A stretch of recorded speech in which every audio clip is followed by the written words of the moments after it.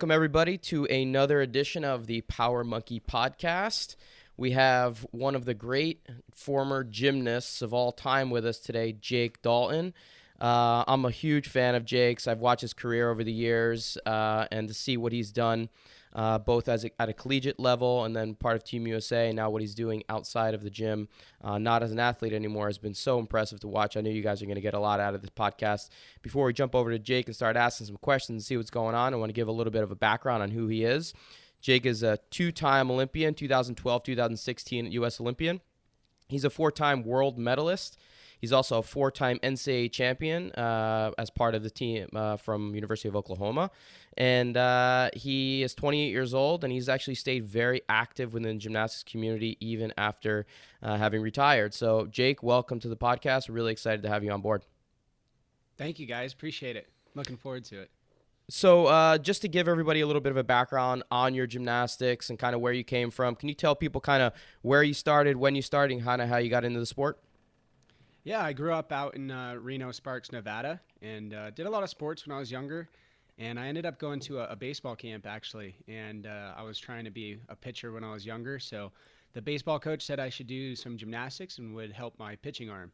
So that's kind of how I got involved with gymnastics. And after that, just started competing and ended up quitting baseball and sticking with gymnastics. So just grew up out here in Sparks and Reno, Nevada doing that. And yeah, just kind of kept with it. Well, I love that a baseball coach knew the importance of setting a foundation around gymnastics and how that would go on to help you with anything else you wanted to go do. Maybe he's a little bit upset that you went on to do great things in gymnastics, but that's a smart baseball coach right there. Well, yes, I'm very. Yeah. I was going to say I'm very impressed that somebody actually recommended that. I'm only a little upset that they didn't tell you to do some weightlifting along with that, Jake. Yeah. Now that I think about it, it's pretty amazing. Especially, I feel like gymnastics has evolved over time, and it's become kind of known that it's a good sport for just overall athleticism. But yeah, it was pretty cool that he did that back in the day. And how old were you when you started, Jake? I was about 5. Okay. And I mean, your family have owned a gym for quite some time now. That was not part of the kind of family business when you were growing up, huh? It came a little bit later down the road. Yeah, definitely. Neither of my parents ever did gymnastics. My dad, they owned a cement plant basically where we lived, and my mom worked at a high school. And once I got more competitive, my sister was in gymnastics. We were both competing, and we moved a little bit closer to the gym. So my family sold their business, and my mom was kind of looking for a job, and she ended up working at the gym because she was there so much. And eventually the owner was looking to sell it, and so they kind of just dove right in and became a family business and a family affair. Awesome. Very, very Wow. cool. Yeah, that's very, very cool as well. And you mentioned the others playing other sports as a kid and then getting into gymnastics and kind of quitting everything else.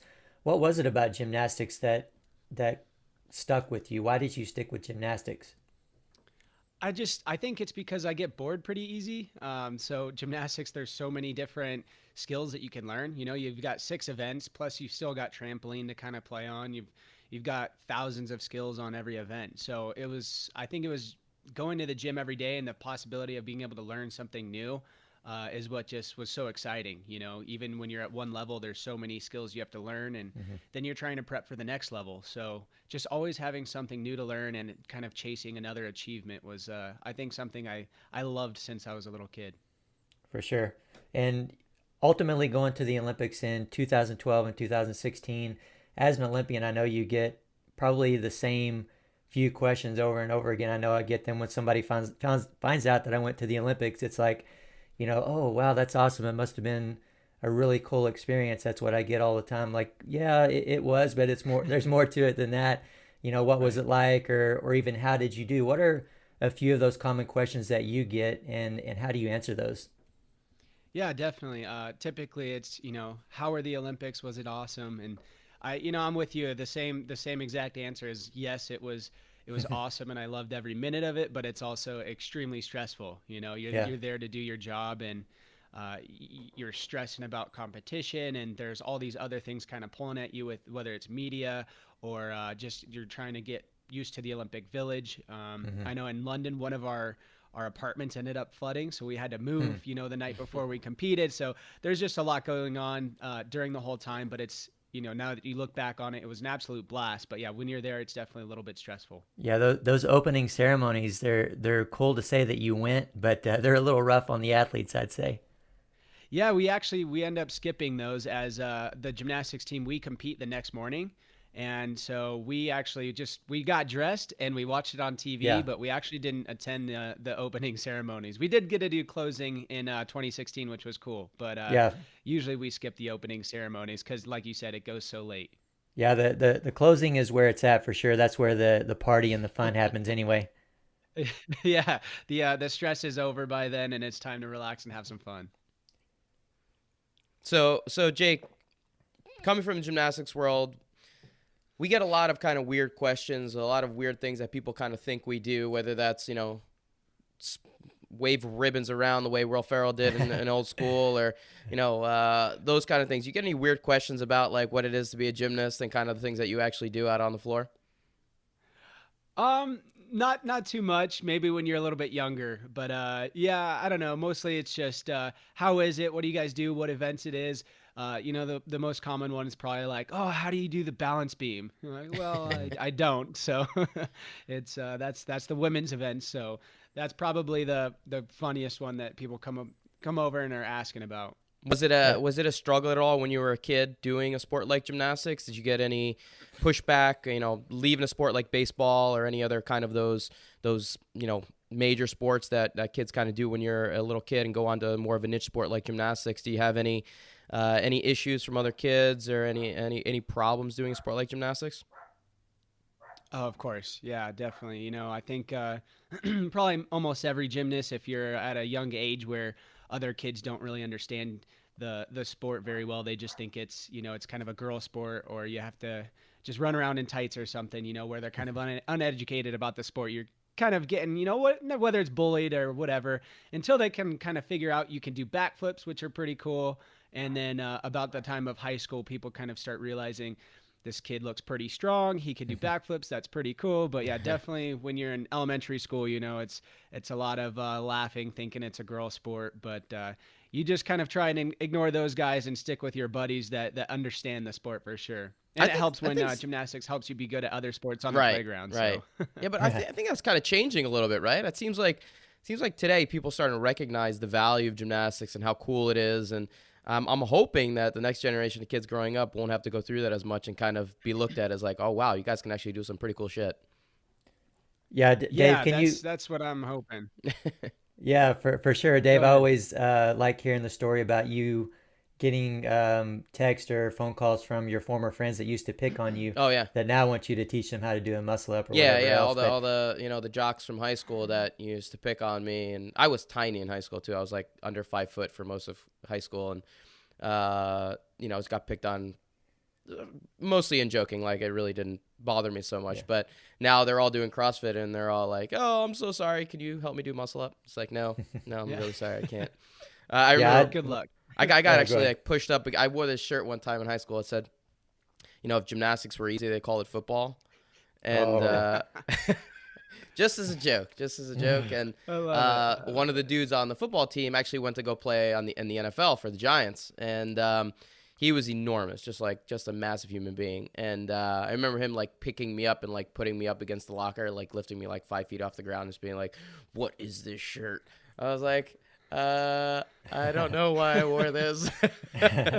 Somebody else put this on me. I apologize.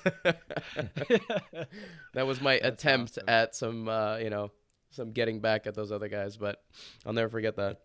That's awesome, Dave. I love that you did that. And this conversation has given me a really good idea, by the way. One of our next bets, if you lose, Dave, I think I'm going to have you do the ribbon performance there in the middle of everyone at camp. Oh, I actually have ribbons here because Sadie is an aspiring rhythmic gymnast, and my daughter gets the ribbon out all the time. So I make sure there's no cameras rolling, and I do my Will Ferrell impression in my living room quite often. That's good to know that you've got that routine ready. Yeah. So we'll be getting that going for sure. That's All right, so Jake, now with kind of like more people doing CrossFit. Obviously, it's become such a phenomenon over the past decade or so, and a lot more people being interested in gymnastics. What do you notice any specific roadblocks or things that maybe might be some sticking points for people learning some gymnastics movements that you notice? I mean, you do some of this stuff yourself. Anything that you notice when you come in contact with these athletes that are maybe adults now learning these things for the first time? Yeah, definitely. I think the biggest thing for me is just flexibility. It goes back to everybody thinking flexibility or, oh, can you do the splits? And it's like, it's not just splits, right? It's like, can you straighten your legs, bend over and touch the ground? That'll help with a press handstand. Your wrist flexibility for muscle ups. Can you get a good false grip on those rings to be able to do the muscle up? Handstands, opening your shoulders and your lats for a handstand. I think that's a huge key component that a lot of people think of these gymnastics movements in CrossFit and they want to try them. And if they're not flexible or they're not very mobile in those parts of their body, it either limits them or that's when they start to get injured. But I think flexibility plays a pretty big role because it's not all strength, right? You need to be able to be flexible and get into those positions to be able to do the skills correctly. And as a gymnast, with your training, how often would you work on your flexibility and your mobility? We would obviously stretch and warm up for about 20 to 30 minutes every time we would have practice. And sometimes we were doing 2-a-days for 4 to 5 days a week. So, that's 20 to 30 minutes right before practice. I'm even stretching on every event that I'm going to because there's certain elements on the event that I have to stretch for specifically. And then after practice, you're stretching for about another 20 to 30 minutes usually. So, you're getting probably an hour and a half just of stretching every day, basically. Right. So as an elite athlete, obviously you have the time. You're dedicating your life. You're spending hours and hours in the gym each day, whether that be 1 or 2 days, 2-a-days. But it seems like the amount of time is critical. But even more, you're saying 4 to 5 days a week. The consistency and being able to do it day in and day out is just as important as the amount of time you're actually spending on the mobility. Yeah, absolutely. I mean, I'm obviously not training 4 to 5 hours a day anymore. I try to hit the gym about 6 days a week, but I'm still going in there and spending the first 10 to 15 minutes every day stretching. It's not the hour and a half I used to do, but I also don't have to get into extreme positions like I used to. I'm just stretching and keeping my mobility and trying to get my body, ready for workout. And, you'll see people just walk right on into the gym and just go hit bench press or just go start squatting. And I just feel so much better if I stretch. I can hit those positions better and my body doesn't hurt as bad. Yeah, I absolutely agree. You mentioned a couple weightlifting movements there. Well, bench press isn't a weightlifting movement for sport specific weightlifters. We call weightlifting or what people know as Olympic lifting, we call weightlifting. But Right. Absolutely agree that flexibility, mobility is the most common roadblock, the first thing that people need to look at and address. And in that regard, for these people that are interested in getting into more gymnastics, even weightlifting, what would your specific recommendation be? Or maybe just your first go-to quick 1 or 2 recommendations to help someone get started along that path? In terms of flexibility or just getting started? Yeah, I mean, either or, getting started in general, but especially since flexibility is usually the first roadblock for people. Yeah, first I would say just like you said, getting started is finding a gym they're going to be focusing on things like that, like flexibility and mobility, rather than just jumping right into those movements with weight. That was something that I was nervous about. I didn't want to go somewhere and just start throwing weight on, and I don't know how to do the movement correct. That's just how you get hurt. But the flexibility is, I kind of just look at what movements I'm going to and what body part I need to, warm up or stretch. So if I'm going to do squats one day, I'm going in there and I'm stretching everything from hamstrings to quads to my glutes, my lower back.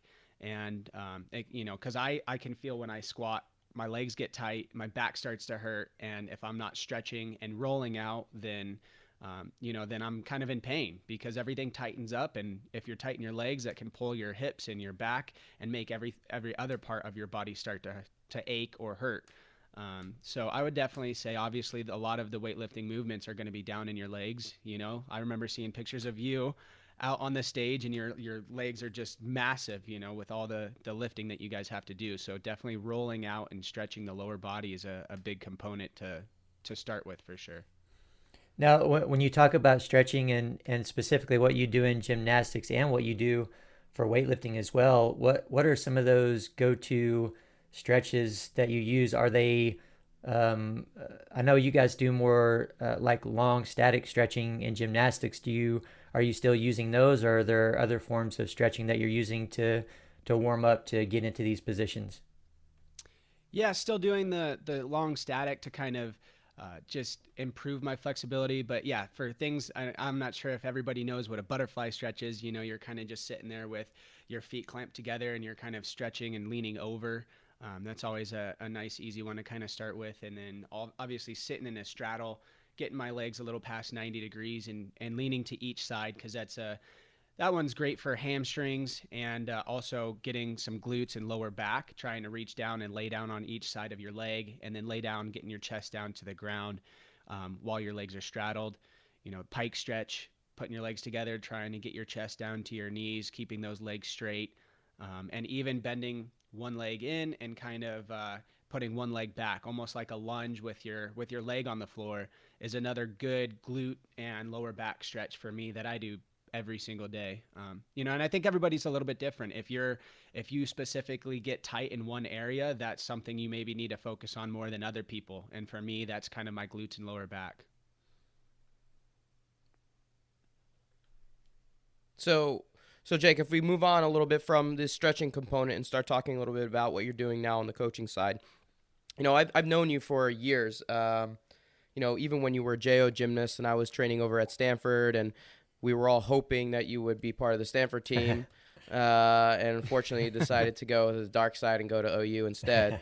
You know, you've always had you've always had great coaching, and after going to University of Oklahoma, you know, you were coached by Mark Williams for the most part, and you had some great assistants there as well. And so you've had some coaches who are considered some of the best that we have within this country. First, I'm curious about like what you've taken from them as an athlete and have now moved into a little bit more into the coaching world. Anything that you learned from them that you really kind of look back and say, geez, I'm so glad I had this available to me. I learned this from them, and now I'm so glad I'm able to kind of like bring this to the next generation of athletes that I'm working with. Yeah, definitely. I would say one of the key components that I remember learning and really appreciating is working with everybody differently. Not everybody wants to be coached the same, and not everybody reacts the same way as an athlete with their coach.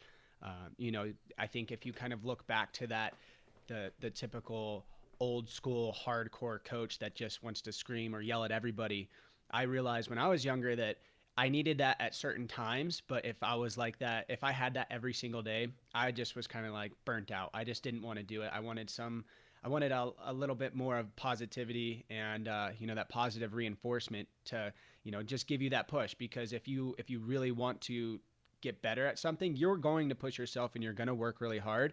And at some point, you're going to need someone to kind of help lift you up through it. You know, if you're slacking off and getting lazy, you would get yelled at. But that was something I learned from a couple of coaches of mine, that they learned how to work with specific athletes different, you know, because like I said, everybody's a little bit different and they react in a different way. And I try to take that to my coaching style now. If I see somebody that seems like they need to get pushed a little bit harder than others, then I can kind of do that and find the not necessarily breaking point, but the point that they, you know, maybe you're pushing them too hard or you're not pushing them enough. And like I said, everybody's different, and I try and carry that into my coaching now too. Yeah, I love that. I love that mentality, and it's something that I actually learned later in my career as well. You know, after having certain coaches that, you know, coach more in the negative way, negative reinforcement, and then moving on to some other coaches that coach more in a positive way. You know, if you're only coached by a coach that has negative reinforcement or punishes if something doesn't go according to plan, you think that that's the way that coaching is supposed to be done, right? You think that that's the only route to success, that you need to do these things, and if not, there's a negative consequence.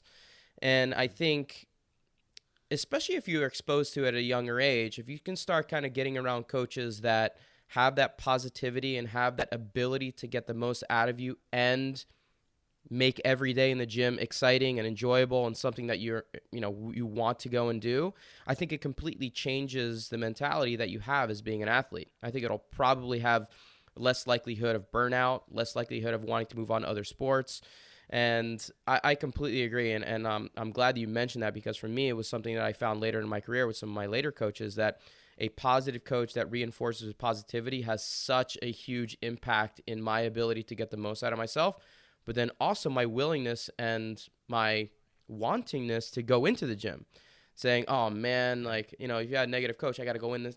Who knows what's going to happen today? He's going to yell at me. Is he going to, is he going to make my day worse, or is he going to make my day better? Right. And I think that's what a positive coach does. He makes your day better and gets the most out of you that way. And being able to do that on an individual basis is really challenging to do.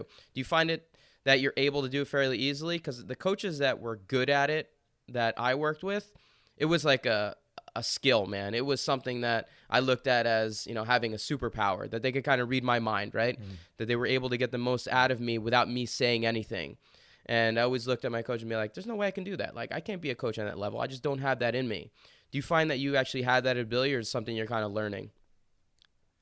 I think it's something, like you said, I agree. Some people, I think, have it right away. I don't know. I would like to kind of ask the athletes and see what they think. But I think it's definitely something I just try to continue to work at. Coaching, like anything, you're not perfect. But, I think you can kind of find your way there by, like I said, when you're pushing somebody and you can kind of find their breaking point of where you see them, instead of them getting motivated, they kind of either shut down or they just want to, not be there. You can kind of see that or feel it. And, I've done that with a few athletes, and it's like you kind of feel bad. You don't want to push them and make them not enjoy it. But now it's like, okay, now I know your breaking point. I know how hard to push you, and we'll get close to that, but I'm not going to do it to the point where you break that anymore. And sometimes, I feel like you said, I've had coaches who are awesome, and at some points you disagree with them, but they find a way to get it out of you and keep you going. And I think I'm continuing to learn. I don't know. It's interesting. Yeah. It's hard to think And about. how old are the kids? How old are the kids that you're perfect, working with? So I work with everybody. Right now I'm not in charge of one specific group, but the kids they range from 6, 7 years old up to like 15, 16 years old. Do you find a specific age group more enjoyable, less enjoyable, or is it kind of like just dependent on the student? I think it depends on the student. It's obviously a lot of fun when you have a kid who wants to work hard and wants to learn. The challenging ones are the ones that maybe are lazy or don't care as much, but it's also kind of fun to work with them too, and maybe change their mindset to make them want to work harder, or enlighten them a little bit. And when you see those guys get excited and start working hard and challenge themselves, that's a really cool feeling. Absolutely. Do you envision any higher hopes for the coaching side of things, collegiate, anything having to do with Team USA? Do you envision that one day, or you enjoy doing the younger guys? No, I think I enjoy the younger guys. I think if I didn't have a family gym to come back to and help run and help coach here with the younger athletes, I definitely think college coaching would be really fun and really enjoyable. But with the club program we have here and just the system set up, I really enjoy it out here, and I don't think I'll end up leaving. So Sweet. Yeah, Jake, do you, you're talking about coaching in gymnastics. Do you do any other coaching? Do you coach in the CrossFit world at all, or any weightlifting as well? I've done a little bit of, just fitness coaching, and I've helped friends at the gym locally, actually, which is kind of fun. They know me as obviously the gymnast, so I'll get a lot of questions from that. And obviously one of the really, really fun things I get to do is come out to Power Monkey with you guys every couple of times and really enjoy that. So I'm new to the Olympic lifting, the weightlifting category of that, and really enjoy that. But specifically, mostly just the gymnastics part and helping with the fitness stuff on the side.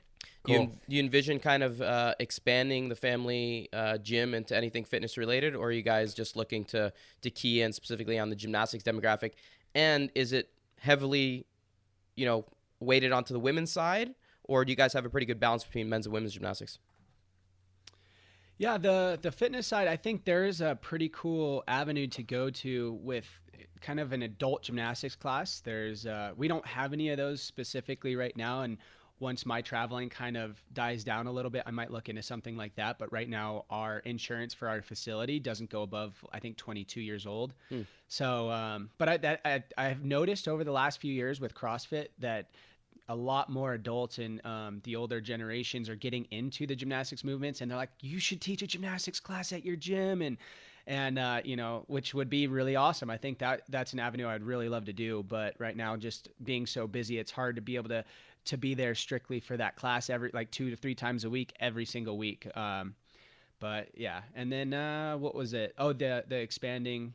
Yeah, men's Expanding and the gym. women's. What was the other Men's part? and Oh women's. yeah, Is men's it and women's. Yeah. I think typically gymnastics is obviously known to have more women in their sport. I've been to a few gyms where the men's side's a little bit better. We're pretty equal. Our women's team is definitely a little bit bigger, which I think is just natural, just because there's usually more girls in the sport. But our boys team is growing, and it's really cool to see. We held the gymnastics meet this last weekend, and I had about 80 to 100 more boys in the competition this year than last year. So it was really cool to see the men's side kind of grow from last year to this year. Awesome. That's what I want to hear. I love hearing that. Yeah, Yeah. and you mentioned staying busy, Jake. I know one of those things that's keeping you a little bit busy right now is trying to break into the YouTube world a little bit more, which is definitely an interesting venture and a tough venture in itself. Is that in collaboration with your gym, with what you're doing with coaching, or something outside of that? That's pretty much outside of that right now. You know, I did a YouTube series training up for Rio for the Olympics, and that was kind of my audience when I started my YouTube channel, and they kind of gave them a background or a behind the scenes look on just the everyday training, the meals, the nutrition that I was getting, and then, you know, obviously going into the gyms, seeing the routines and the skills. So that was a really fun avenue for me. I enjoy creating the videos. It kind of gave me an outlet outside of the gym, gave me something else to do, kind of take your mind off of training and the stress of getting ready for the Olympics and everything like that. And now I'm just kind of trying to find my audience again. You know, now I'm back home. I'm able to do some more fun things that I wasn't able to do when I was training, you know, getting into the outdoors, going hiking and camping with some family, recently getting into fishing. So I'm kind of just evolving my YouTube channel to, you know, just after the sports and what I'm into now. So it's been really fun. Yeah, that's really cool. And we've been told that your most popular video so far involves a dog in the background. What's the story with that? Oh my gosh. Yeah, so it was pretty funny. I was just doing a video back in Oklahoma, and it was still kind of during the training days, and I was talking to the camera in the mirror, and I actually had no idea, but somebody screenshotted it and sent it to me, and my dog ended up scooting across the floor, you know, when they're trying to itch their butt basically, and she just scoots with her feet in a straddle across the Nice. mirror in the background. And I had no idea. I edited the whole video. I watched the video, no idea. And once I put it out there, you're gonna have those people that see something like that, Yeah. and it was pretty funny. Hey, the dog was just trying to perform a little gymnastics in the background. That's all. Yeah, yeah, dude. Some stalder walks, you know, Yeah. something It's that I not was easy to terrible do. at. She's really good at. Yeah. That's really cool. Well, where can people find your YouTube channel? What is your YouTube channel called? Yeah, just search Jake Dalton on YouTube, my channel. It's just Jake Dalton. So you can also just do youtube.com/Jake Dalton, and it'll take you there. Very cool. Very cool. So, we've talked a lot about your coaching and a little bit about your how you got started in gymnastics and everything else. I want to kind of go back in time a little bit, about 10 years before you went to the Olympics in 2012 and 2016, and talk about the 2009 World Championships. You mentioned to us before the recording that that was an experience that kind of transformed you. What was the story there? Yeah, so basically, I was a senior in high school, 17, was committed to Oklahoma, and it was kind of a hard time because I go to US Championships, which are in August, and straight from US Championships, I was moving to Oklahoma right after that, and I had made the world team, and it was kind of a weird transition time of going from club to college while making my first world championship team, and that was kind of my first. It was going to be my first international event, so I ended up having to go to Japan about 2 weeks before going to the London World Championships, so I could get some international experience. But once I got to London, I was basically specifically chose for that team. It was an individual world championships, meaning you're not going to compete as a team and you just go out on your individual events. And I was just strictly there for vault. And, 17 years old, I was doing one of the probably the hardest vaults at that time in our country, at least. And so that was why I went there. And then I get there. It's exciting. I got a little bit sick. I ended up having, I believe, so I got strep about like 4 or 5 times my freshman year. And I think that was the first time I got there. So I was super sick before the Japan. And then I got sick when I was in London and ended up doing a 2.5 on vault instead of a triple full and sitting down and just completely kind of blew it. And I was literally there for almost 2 weeks. I competed for about 30 seconds and that was it. And it was kind of just an eye-opening experience that it's not easy. And cause everything before that had been going really well. And it was an eye-opening experience getting out there and I was kind of embarrassed, but I think that was a good turning point for me to get back into the gym and, and get back to work. It was just a really good but hard experience, I think. I want to give some perspective on what you just mentioned there. First, just for listeners who aren't really fully aware of kind of gymnastics format and competitions, 2009 World Championships was the year after the 2008 Olympic Games in Beijing. The year after every Olympic Games is an individual World Championships. Individual meaning, like Jake said, there's no team aspect to it. So we end up forming our team based around who we think as an individual can actually medal on specific events or in the all-around. There's an all-around competition, there's individual events. So Jake, being 17 years old, this is really worth noting because it's extremely rare to have somebody under the age of 18 compete at the senior level at a World Championship or Olympic Games. It's only happened a handful of times in Team USA's history. So Jake is kind of one of these guys that's an anomaly. At 17 years old, for him to be at a skill level, especially having no international experience at all, to be thrown at the wolves at a World Championships at 17 years old is incredible. I mean, the amount of pressure that you have in that situation just can't be understated. Him out on that competition floor at 17 years old at his first World Championships is a really, really important note there. It's a big deal. Now, Jake, a couple things. One, you said you did 2.5 instead of the triple full, or cause double full, or cause 1.5, however you want to look at it. Right. Did you do the 2.5 because you were feeling a little run down from the illness, or did it just happen? You made the decision split second while you were in the air, or that was kind of what was intended? Did you kind of make the decision out on the floor? No, it was one of those split second decisions. Going, I was running down the vault runway, felt a little close to the vault table, and as soon as I blocked off, it didn't send me straight up into the air like I'm supposed to for a triple full. Kind of threw me a little bit forward, and I just kind of knew from there I wasn't going to make the last twist around, and ended up doing the 2.5 and sitting down. So it was one of those kind of in the air decisions that you have to make in a split second, and sat down, and that's where the the disappointment was right there. I was just so bummed after that. For sure. And for all the listeners out there, Jake is one of the best vaulters and tumblers that we've ever had come out of this country. A couple things I always want to make sure people understand kind of some of the nuance about gymnastics when we talk about these big skills and stuff. So on vault, you run down basically as fast as you possibly can. You jump, you hit the board, it launches you onto a table. From there, you end up doing a bunch of flips and twists and land on your feet. Now, in international competition, as a vaulter, you have to perform 2 vaults, and they take both scores and they average them, and that's who the winner of the vault competition is. Now, Jake, your first vault was this triple full, and there's been, maybe 5 guys in the U.S. that have done good triple fulls over the years. Yours was phenomenal. Especially 17 years old, it was one of these things that, we looked at it like, wow, like this guy's going to have an amazing career. What was your second vault, and what happened on that? Because that was your first vault. You sat it down, and you're like, oh, man, all right, clearly this 30 seconds didn't go as I anticipated.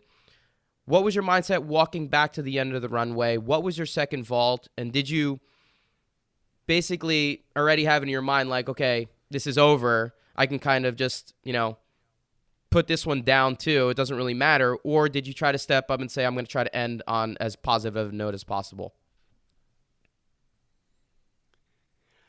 Yeah, I think almost a mix of that. I knew I wasn't going to make a vault final falling on that, especially, if it might have been different if I did the triple full and maybe fell on that where you're starting at a higher start value.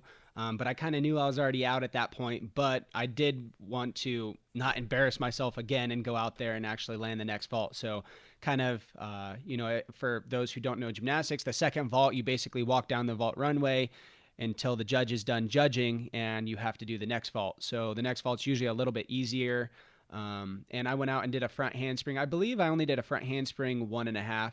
So it was a Rudy. I usually ended up after that would do a double full or a 2.5. But at that point in my career, wasn't working the second vault as much as normal because you're just so used to working 6 events and not specifically that one event for the one world championship. So I went out and did the front handspring 1.5, I believe. And I believe I landed that. It was okay. But after that, I was just like, all right, well, at least I'm on with that one and I don't have to worry about it. I made one, got done, and was just kind of just bummed about that first one. Any coach or any individual or any teammate or anything like that kind of helped you become that guy on the floor that anyone could count on? I know collegiate experience is one of the things that anyone who goes through a collegiate gymnastics program will tell you that it's one of the most important parts of their athletic careers. And I'm sure you would say the same thing, but do you have anybody of note, whether it be a coach, another teammate or anything like that really kind of helped shape you into the athlete that you were? Yeah, I would, obviously you can't not recognize the coach, right? Mark has been a vital role in my gymnastics career and, even the coaches before him. But, that he really kind of showed me how to prepare for a meet and how to be ready for the meet at a specific time and really peak at a specific competition. So I realized I could always trust his training and his program and his schedule. And we had a great relationship working together. Definitely a little bit of a rough start trying to figure each other out. But after that, it was an awesome relationship that, I'll cherish forever. A big key role was also my teammate, Steve Legendre. He was an alternate to the 2012 Olympic team on multiple world championship teams with me and silver medalist on vault. He was 2 years older than I was, and he went to Oklahoma. So when I got there, he kind of took me under his wing. We were always, strength partners. Basically what that is in the morning, we would have about an hour of strength. So Mark always paired me up with him. And it was, just his work ethic, his, just his ability to kind of push you at the same time he's pushing himself, and really to be selfless and coach you at the same time. Like I said, he was 2 years older than me. He was way more powerful than I was on floor, and he was good at understanding a lot of the technique as well. So he was selfless in the fact that he was helping coach me at the same time. We would help each other, and if I was struggling with something, he would correct me, and then we would go to a competition and compete against each other. And I think that says a lot about Steve's character and what kind of person he is, because we ended up competing kind of for the same spots on those Olympic teams, and a bittersweet moment of me making that Olympic team, he didn't make it onto the Olympic team. He was the alternate, which is awesome, but that was not his goal, but for him to be in the gym every day, still helping me after that, it's just, that says a lot about him. So he was a vital role in my career for sure. I always found that relationship to be, and Steve has been to camp with us a bunch of times too. We love Legendre, and we think the world of both of you guys. And I always found that relationship between the two of you guys really interesting, having been the athlete rep with you guys for a number of years and seeing the way you guys train. It was super interesting that you guys were strong and weak on the same events. You guys had the same strengths and weaknesses as an athlete, right? You were both great on floor and vault. You had, and essentially this became an issue, right? That you guys, like you said, were vying for the exact same spots. Consider this, guys. This is your training with what in many cases could be your best friend, and you're vying for the same Olympic spot because you're both great on the same apparatus and weak in the same area. So the way the teams are formatted, it's a puzzle, right? You need to figure out how these teams all fit together to create the best optimum 5 guys. So if you guys are both training together, you guys are trying to maximize the potential for both, but at the same time know that it's challenging for both of you guys to be on the same Olympic team because you guys are so good at the same events and weak at the same events. How was that, you guys? How was that for you guys kind of being in the gym every day, kind of knowing that? I think, I think we definitely both kind of knew that. We obviously had a hope that we could make it onto the same team, being strong on those events and being strong enough on those events that it was a possibility. And, we really hoped that, but, you would think there would be some type of, evil feeling, or you would feel that jealous or this or that, but it was the best relationship, the best training that we could have ever had. I think we didn't really think about it too much. And if it was going to be him or if it was going to be me, we were both going to be super stoked about whoever made it, or if we could both make it. He was sitting next to me when I was named to the first Olympic team, and the first thing he did was just grab me and hugged me, and he was stoked for me, and that, like I said, that just speaks to his character. But the relationship in the gym was one of the things I loved the most. Going into the gym and you're challenging yourself with your best friends every single day was, incredible. Yeah, you guys are two of the biggest class acts that we've had in USA Gymnastics, and I love watching you guys compete, and I love hearing these stories about you guys training together. And that's the nature of the sport. It's not always perfect in the way that you write it up, but I love hearing that you guys were able to kind of go through that together and see how it all worked out. Yeah, it was awesome. Yeah, I definitely just want to say it's great that you had those few key characters in your life that really helped you get to where you were going. And it's always awesome to hear a story about a failure that really led you to somewhere great. We all have, weaknesses or failures in our life that can maybe pull us down for a little bit, but that we can use to go to a better place. I had, at the Olympics in 2008, it was a devastating performance for me, and for years after that, I would just be in the car driving or something, and for seemingly no reason, I would start crying, just because it was that moment, that feeling came back to me. But then after that was over, it was motivating for me, so these things that happen in our life can change us in that way. And it's really cool to hear this story about how that experience in 2009 from a very young age, before, when you were just getting started in your career, really, it seems like it bled through your whole career. It's almost like, Dave said you became that clutch guy. It's almost like, tell me if I'm wrong here, that it was always on your mind. It was always something in the back of your mind that said, you know what, I learned from that's going to motivate me to be better and to do better in this specific situation. Yeah, no, I think you're absolutely correct, and I tried to explain it, and I think when I look back on it now, it makes so much sense, but I don't think I really realized it at the time that was kind of the motivating factor, or that one specific moment that kind of drove me to not want it to happen again. And I would talk to teammates, and because you would kind of get that question why do this, why do that, and how not to fall or under pressure. And I was like, I just really hate falling and disappointing the team. And my buddy was like, well, we all do, I'm like, I know, I can't explain it, but I do think that 2009 was kind of a key role into just that feeling and taking it back into the gym every day for motivation, like you said.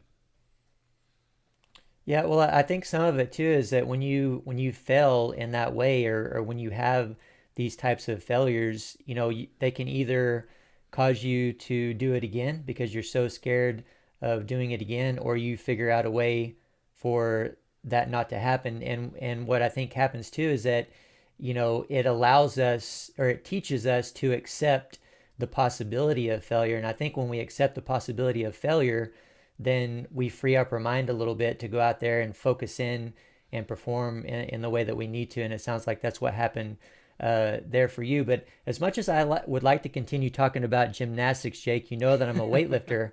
So I do want to talk about weightlifting a little bit. Yeah. Weightlifting is great. Yeah. We're done. No. So you were actually recruited by USA Weightlifting maybe a couple years ago now to try out weightlifting a little bit. Can you tell us how that came about and what that experience was like for you? Yeah, it was really cool. And once you're done with gymnastics, you're kind of looking for something else, right? Something else to occupy your time and challenge you. And I was reached out by USA Weightlifting. So they just sent out an email. They said they worked with other athletes once they're kind of retired in their sport, and they like working with athletes that have a lot of body control and strength and They just asked if I was interested in learning. And I was like, you know what? Why not? Because they were willing to help me get set up with a weightlifting gym where I was located, looking for a coach and things like that. And I love to challenge myself, so I figured, why not? Let's take a shot at it. If anything, it's some education, some workouts, and so I got set up with a local gym here and just started going a couple days a week. And my wife, who is a retired gymnast from college gymnastics as well, ended up coming with me one day and started doing it as well. So it was a really cool kind of fun thing we got to do together, and we ended up competing a couple of times. And yeah, it's been a really cool avenue to see how gymnastics has transitioned to helping me into other things, especially things like weightlifting. And it's been really cool. Yeah, that's awesome. I didn't realize that you had competed a couple times. Can you compare the, I don't know anything about a weightlifting competition and being out on the weightlifting platform, that you're there by yourself, just like you're there by yourself on a gymnastics routine. Are they comparable, or were they the same for you? Was it more difficult for you to focus out on the weightlifting platform because it was maybe unfamiliar? What was that like? Yeah, it's like you said, there's some things that are similar, the nerves and the going out there and kind of making these small mistakes because you're nervous, are all kind of the same. It's definitely different in terms of, I'm going out there and I'm kind of focusing on just those two lifts, right? You lift 3 times of each lift. And so that was kind of something to get used to, was warming up in the back gym and how much weight do you go, and how you're warming up and having a new plan. I had to kind of create a new plan and try and get consistent with that so I could go out and complete all of my lifts.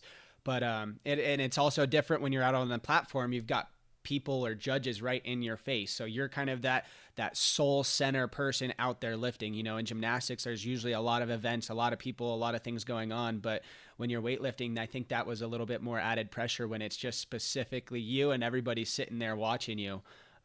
But it still has that same, you get nervous, like I said, you make a few of those mistakes and you have to learn how to work with those mistakes and lifting when you're nervous.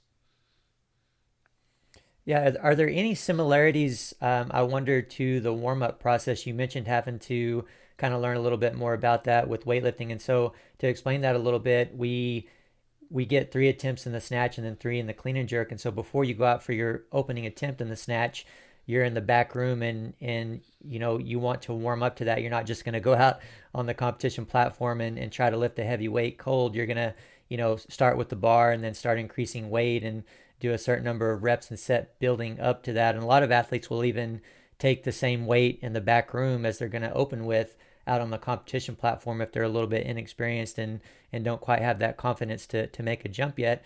So are there any similarities in gymnastics? Do you guys kind of do the same thing where you slowly warm up and then ramp up to the most difficult variation of the skill that you're about to perform? Yeah, absolutely. And, that's what I was trying to figure out. In gymnastics, we do the same exact thing.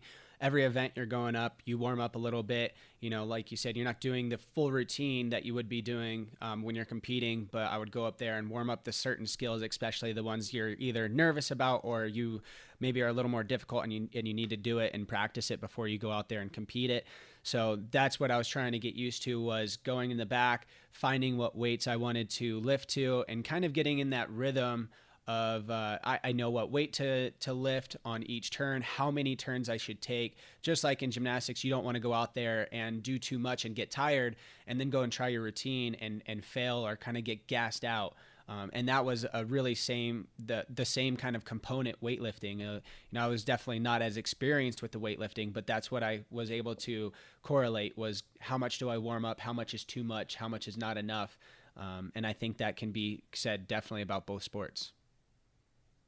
That's cool. Now, as you were training, the time that you spend in the gym, specifically learning weightlifting and trying it out, what did you find that you struggled with the most, and what came the most natural to you? It was kind of the opposite. I thought clean and jerk was going to be something that I was going to be pretty good at, and snatch I thought was going to be a little confusing. But I actually ended up picking up snatching fairly quick. And clean and jerk for me was probably the hardest part. was just my mobility in the front rack. I think it probably took me 2 to 3 weeks to actually be able to get the bar to touch, my shoulders. I don't have very flexible wrists and my lats, and I think it's known as gymnasts, your lats and your traps and everything are very tight. So to get my wrists in a good angle and my lats to open up and get that front rack position, it took me a while, and that was one of the most challenging parts of lifting. Yeah, that's very interesting. We talk a lot, obviously, about gymnastics and weightlifting on the podcast, and in general, we do anyway. But I was mentioning on the last recording that gymnasts are known as the most flexible and mobile athletes in the Olympics, and weightlifters are second to the gymnast. And I was asking Dave Tilley if he felt that there were any areas that weightlifters were commonly a little more flexible in, if any at all. And I think he admitted one or two, Dave. I can't remember specifically. Yeah, he was saying hips, but I think hips he did and then mention overhead position. Yeah, typically that overhead position. But the fact that you struggled in the front rack, you said commonly gymnasts are tight in a few areas. Can you go over those again? And do you think that because you're a gymnast, or gymnasts in general, male gymnasts in general, would struggle in the same areas under a bar, or was that more common specific to you? I think overall, gymnasts, I think, are tight in your lats. I think a lot from rings, but that was one of those guys who was pretty strong on rings, so it was kind of one of my events. If that's not typically your strength for gymnastics, I don't think you would maybe have as much of a problem. Just because, I feel like rings is one of those events that tightens up your lats, and obviously you're swinging, so it's still, you still have to be flexible. But the issue with me that was a little maybe more specific was my wrist flexibility. I was terrible on pommel horse, and that was probably a lot of the reason why was my wrist flexibility was pretty terrible. So I think that was a combination of the reasons. I was tight in my lats from doing so much strength on rings, and my shoulders weren't super flexible. And then also having my wrist flexibility pretty bad as well was just kind of a pretty big detriment to trying to get that front rack. Sure. So do you struggle in a handstand a little bit because of that, or is that pretty good? I do. Handstands definitely hurt the wrists, so I have to warm up pretty good to get them feeling good. Once I'm kind of warm, it's okay. But like I said, my teammate Steve Legendre would wake up and do a handstand just because he loved handstands and he could do them all the time. For me, that sounded miserable just because it took me a little bit for my wrists to be able to open up to the position and actually be able to do it. And that was something I learned at your guys' camp, was I was able to work on some of the flexibility and the strengths and the mobility of my wrists, and ended up enjoying handstands more because of that. Oh, so Dave taught you a little something, I guess, right? Yeah, I paid Jake to say that. He's not just a pretty guy. Yeah. He's smart too, Yeah, thank you. Yeah, he is a pretty guy. But Dave, I've seen you do a lot of weightlifting through the years. Now you have a great front rack position, and a great, easy, comfortable overhead position. Can you compare a little bit of the difference between the two of you there, and why that might be? My wrists are very flexible. Almost to the point where it's a little bit detrimental, maybe some loose connective tissue in there. But it allows me to really get into proper alignment with my handstands to make sure my fingertips are in the right direction. And it has helped a lot with some of the positional components that go into weightlifting as well. My front rack has always been fairly solid. I would say that the wrist isn't really a big limiting factor for me, or my lats. My lats and overhead position has also been something that has always been very strong for me in terms of my ability to get through some full ranges. But I do notice a little bit of pain in my elbow when I'm in front rack position. And I think I've had so many elbow issues over the years that that's probably the thing that needs to get warmed up the most. I notice that when I get compressed, especially when I have heavy weight on the bar, heavy weight, some weight on the bar and in that front rack position. I'll keep my mouth shut on that, Dave. I misspoke. Definitely not heavyweight. Very, very lightweight on the bar. That front rack position doesn't bother my wrists. It doesn't bother my shoulders. It doesn't bother my lats. I notice it primarily in my elbows.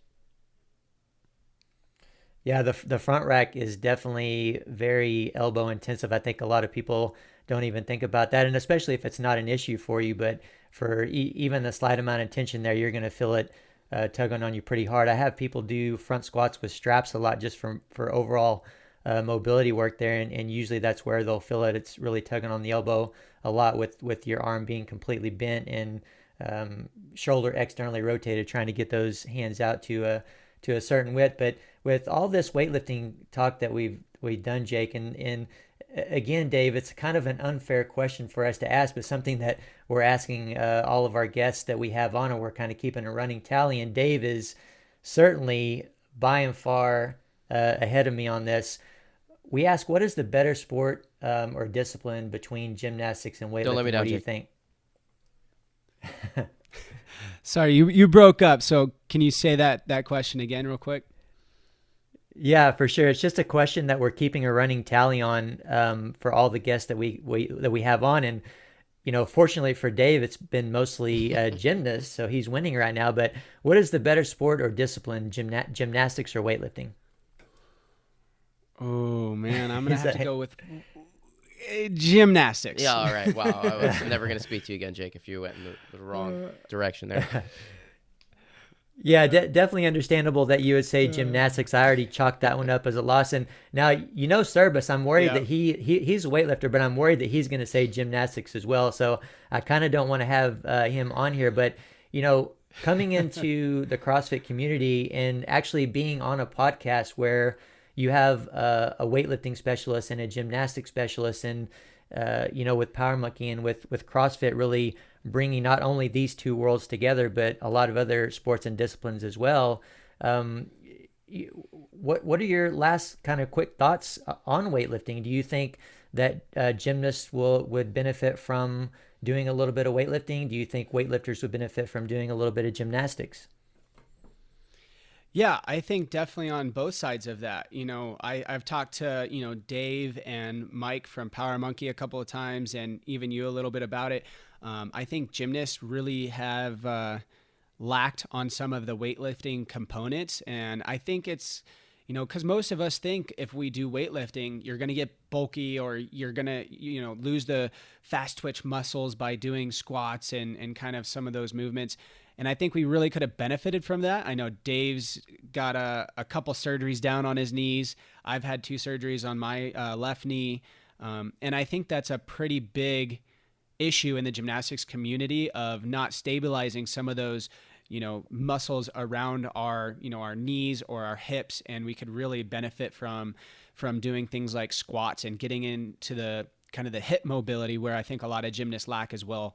And we could use that for a lot of skills in terms of like straddle press, handstands, stalders on high bar. There's a lot of movements that being stronger in your knees and more mobile and flexible in your hips would really benefit, and kind of vice versa. I think for the weightlifters, I think gymnastics creates, overall athleticism in terms of just body control, understanding how to move your body to one side and really work with it. So I think that would be beneficial for weightlifters as well. So I think they both kind of correlate and could help each other out tremendously. And I think that's why you see weightlifters and gymnasts do really well in CrossFit, because those two together go hand in hand for CrossFit, definitely. I think you just made Chad's day. Yeah. Jake saying that gymnasts should do more squatting. You just definitely are like, okay, I got what I came here for. That's what I wanted to hear. Yeah, exactly. Yeah. He knows me well. He knows the exact word that I want to hear. He could have said, actually, I heard nothing that you said, Jake. You said squat. Right, exactly. That's all that registered in my mind there. But, Yep. I definitely agree. Weightlifters could definitely use a little bit more gymnastics in their life. There's no doubt about it. And in fact, with all the programs that I send out to people, there's usually not a day goes by that there's not some sort of gymnastics moving in there. They see a lot of videos of Dave doing some shoulder remedials and stuff like that.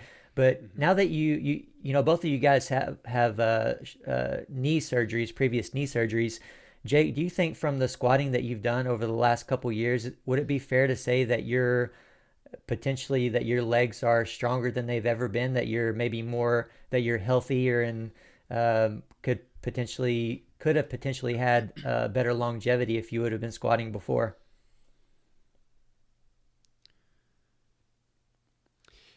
Yeah, I definitely would have to agree. I think right now with the leg kind of routine and just including squats and doing so much more leg workouts, in terms of just even mobilizing, doing quad extension, hamstring curls. I think gymnasts are known to have kind of weak hamstrings, and I think that was something that caused me to have surgery. Was my quad was very strong and my hamstrings were pretty weak, and that's, when I went to land, it pulled my patella off the bone. And I think doing what I'm doing now, they definitely feel stronger.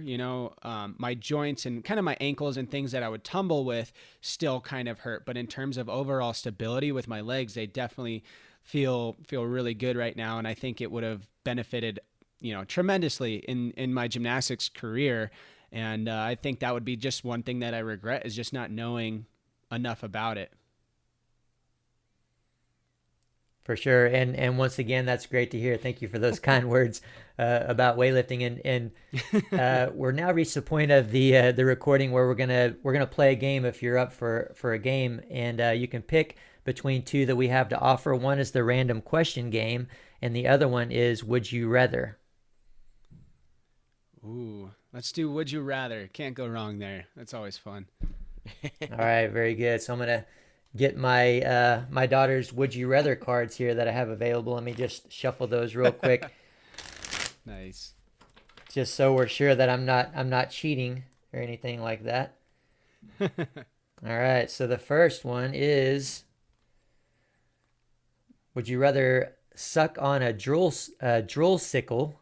So yeah, that's interesting. Or have the physique of a baby but enlarged. I don't know if you guys can see this or not. All right. It's interesting. Interesting choices there. I'll go. Yeah.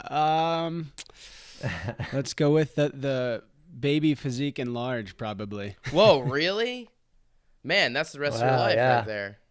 The drool sickle, even if it's what if it's I your own drool, Yeah, you just get that over with. Yeah, I was gonna say that.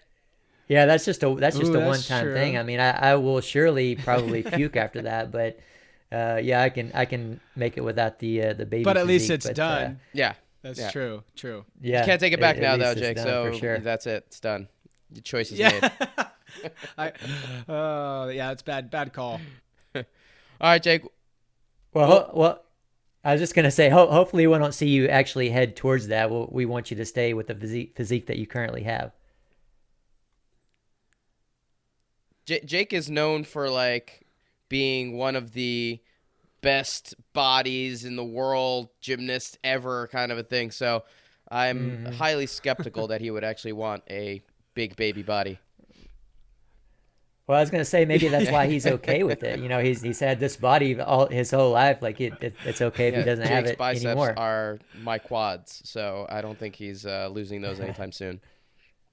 Jake, thanks so much, buddy, for the time. Really appreciate the insight into your career and what you got going on now.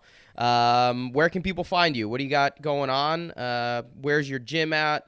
You told us about your YouTube channel. Anything else you got going on right now that you want people and our listeners to know about? No, I think that's about it, man.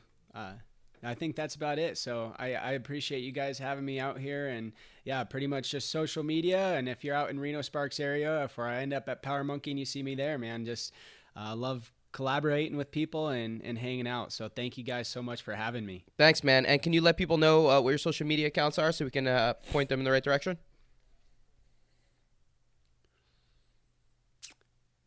Yeah, definitely.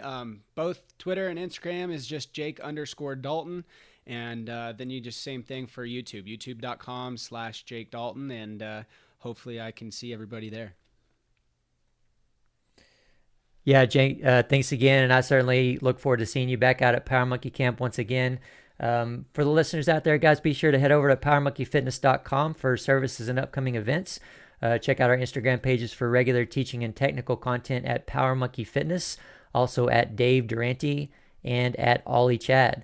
We'd love to hear from you as well. You can always leave us a rating or review wherever you're getting your podcast, or contact us with any questions or requests you have for the show by sending an email to podcast@powermonkeyfitness.com. On behalf of Power Monkey Fitness, we're your host. I'm Chad Vaughn with Dave Durrani. And until next time, guys, thank you all for listening.